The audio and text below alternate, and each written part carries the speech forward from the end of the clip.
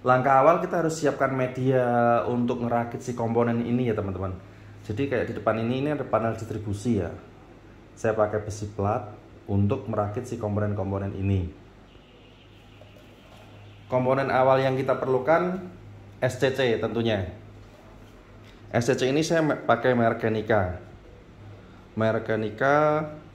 dengan spesifikasi model ECR 6048, baterai voltasenya 12 2448. Berarti ini auto bisa ngedetek tergantung sistem baterai yang kita pakai nih. Kita mau pakai yang 12 volt, 24 atau 48. SCC ini akan mengikuti. Nah, jangan lupa ya SCC-nya pakai merek MPPT supaya lebih maksimal hasilnya. Untuk SCC sendiri kalau misal nanti ada yang tanya atau perlu tahu performanya akan saya review di lain waktu ya.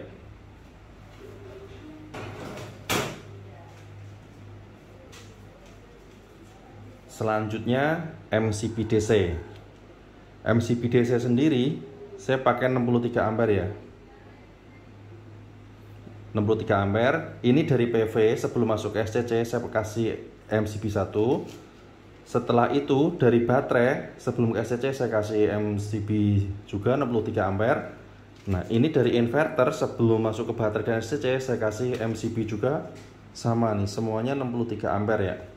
Merek Suntre.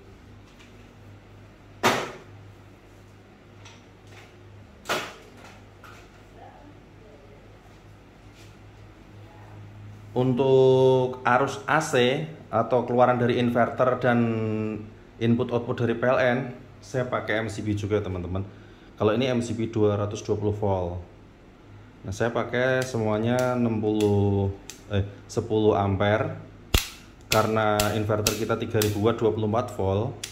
Saya batasnya cuma 10 ampere berarti 2400. Kalau load beban kita 2400 lebih, maka akan diproteksi oleh MCB ini, akan ngetrip gitu ya teman-teman, supaya tidak membahayakan inverternya. Sayang mahal tiba-tiba rusak kan ya, nyesek juga nih.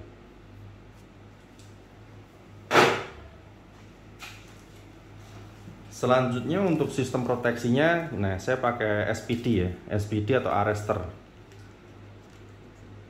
Ini untuk keluaran dari inverter atau sebelum masuk ke beban rumah, nanti akan saya hubungkan ke ini. Ini adalah fase dan ini netralnya, dan di sini dihubungkan ke grounding atau ke sumur grounding. Untuk sumur grounding sendiri nanti saya juga ada spesifikasi khusus ya. Jadi kalau teman-teman yang pasang grounding jangan asal ditancapkan saja. Semua ada ukurannya dan ada rumus-rumusnya sendiri, termasuk penanggal petir.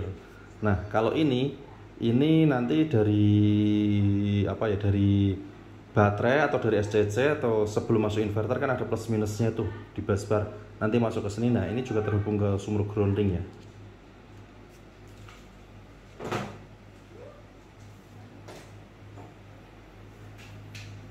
Nah, kalau ini smart kWh meter. Jadi keluaran dari inverter sebelum masuk ATS nanti akan saya pakai alat ini. Jadi kita bisa tahu nih inverter kita itu panel surya lah, PLTS kita itu mampu berproduksi berapa kWh dalam sehari. Dari misal kita ngukurnya kita ngeceknya setiap pagi dari jam 8 pagi ketemu jam 8 pagi lah, atau jam 12 malam ketemu jam 12 malam kan bisa juga. Nanti ini bisa mendetek, ngirim, dan data-datanya itu dikirim ke handphone kita ya, tersimpan di handphone kita. Kita bisa tahu pemakaiannya, kita bisa juga tahu penghematan kita tuh berapa sih per harinya atau per bulannya. Jadi kita pasang panel surya dengan modal sekian tuh baliknya berapa lama, kita bisa hitung dari alat ini ya nanti teman-teman.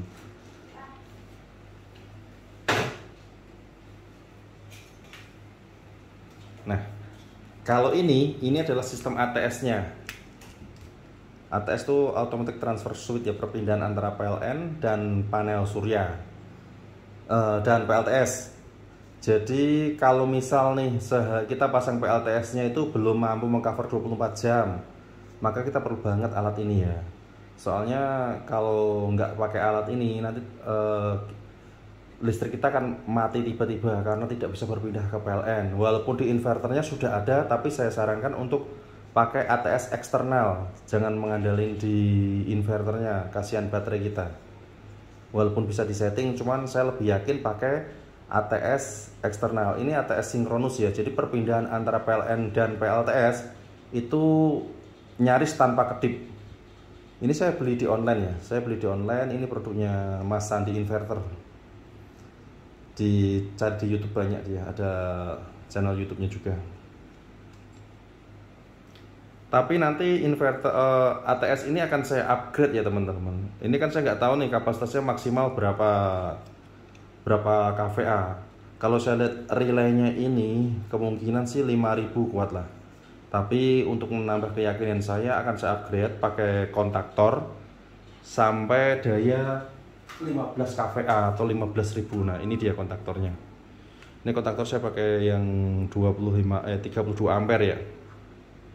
Sebenarnya bisa lebih dari 15.000 ini. Akan saya upgrade, saya tingkatkan pakai ini. Jadi keluaran dari sini nanti akan saya jadikan trigger untuk men-trigger si kontaktor ini.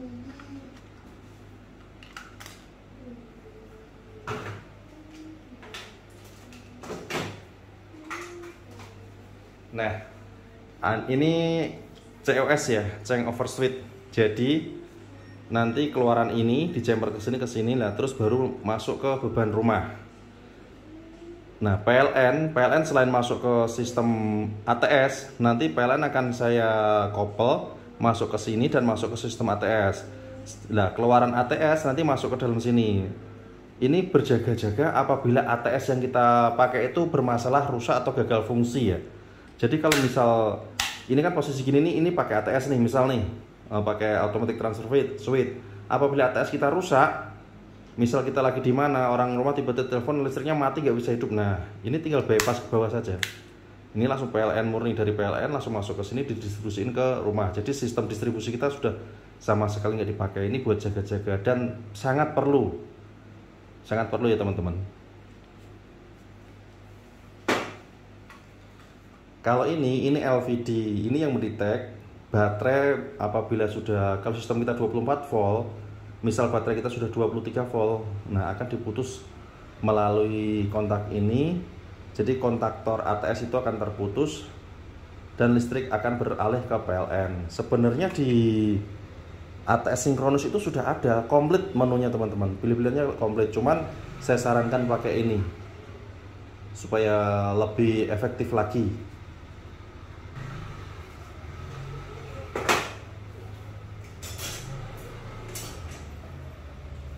Nah, kalau ini busbar atau plat tembaga yang saya marking, sudah saya lubangin ini sesuai dengan kebutuhan saya. Nanti jarak-jaraknya plat tembaga yang saya bungkus pakai head string supaya pengaman kalau misal senggolan antara 1 dan 2 itu tidak terjadi konsleting ya. Sebenarnya pakai kabel bisa sih untuk menghubungkan SCC dan komponen-komponen di bawah ini ya. Itu pakai kabel. Nah, itu kan sama nih, itu panel distribusi kapasitas 33.000. Saya pakainya kan pakai kabel tuh, tapi ada juga busbarnya. Karena saya pakai ini tujuannya supaya lebih rapi dan kalau dilihat itu bukan menyeramkan tapi menarik gitu.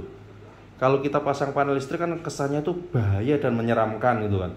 Tapi kalau kita bikinnya tuh secara rapi, detail gitu kan, jadi enak dilihat, jadi kesannya nggak menyeramkan ya teman-teman. Nah, kalau ini sama nih, busbar juga, cuman sudah saya kasih pesem 200 ampere. Nanti dari SCC itu masuk ke sini, output SCC. Nah, di sini didistribusikan mau langsung ke inverter. Ini yang langsung ke inverter ya. Nah, yang terusan ke sini ini langsung ke baterai. Jadi ini ada pesemnya lagi. SCC nanti mampu menghasilkan berapa, nanti kedetek ini dan ada kontrolernya. Kalau ini yang masuk ke baterai nanti kedetek juga ada kontrolernya juga ya teman-teman.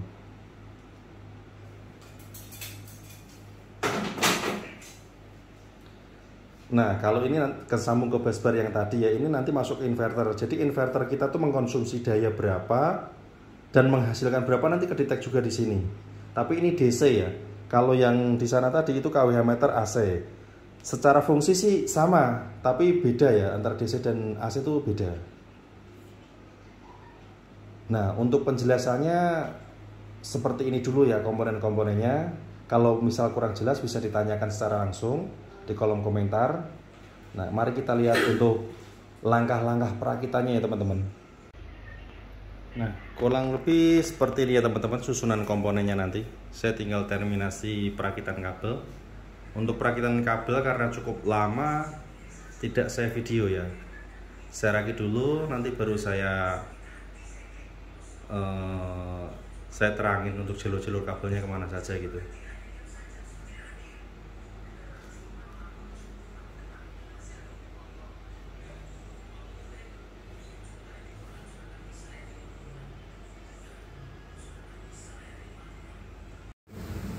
Oke, setelah beberapa kali proses perakitan, nah ini untuk hasilnya ya teman-teman.